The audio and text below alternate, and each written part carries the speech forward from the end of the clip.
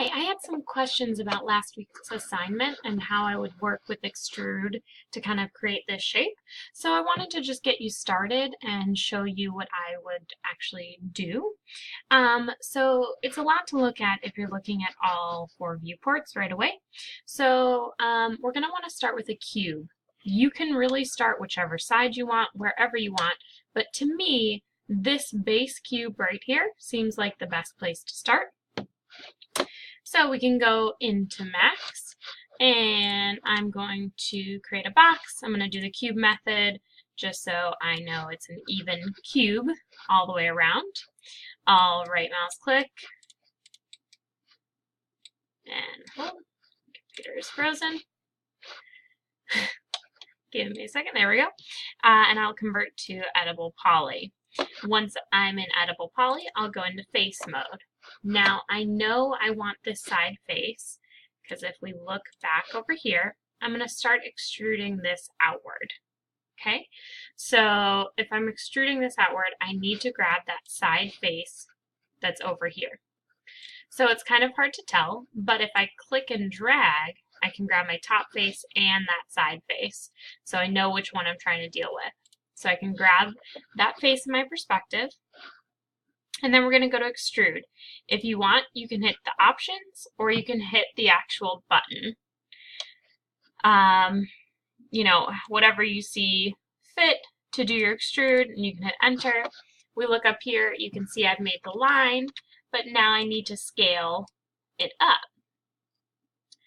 So scale it outward, and then I can do my extrude again, scale that one even more, extrude. I didn't make that set. And scale even more, extrude, scale. I believe there was one more, extrude, and scale. So we've got 1, 2, 3, 4 additional edge loops outside of our main square. 1, 2, 3, 4 additional edge loops outside of our main square. So then you can see we've got 1, 2, 3, 4, where we keep the same size here.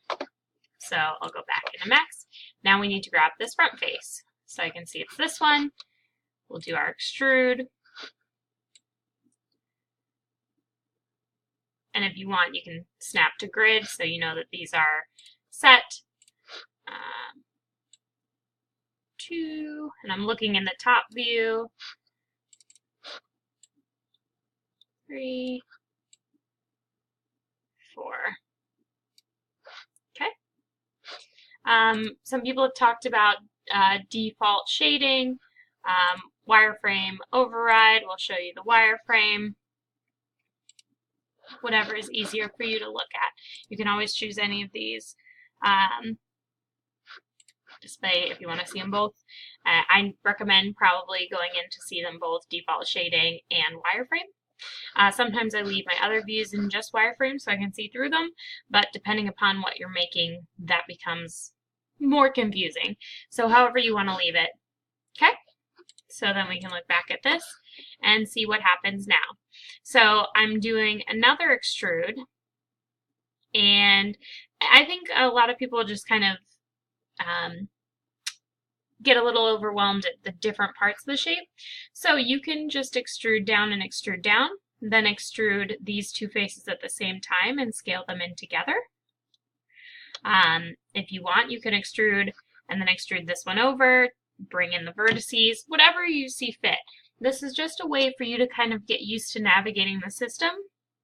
Extrude is going to be one of the most commonly used tools. No matter if you're in Max or Maya, this is the exact same way I would do it in both.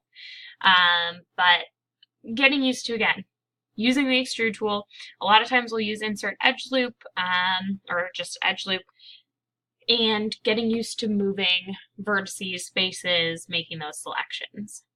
Okay, now once I kind of get this started, you can see that this actually is 4 faces, not just 2.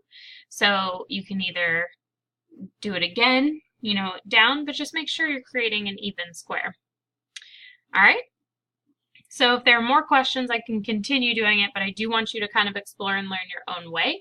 So let me know if there are any questions on moving forward. Have a good one.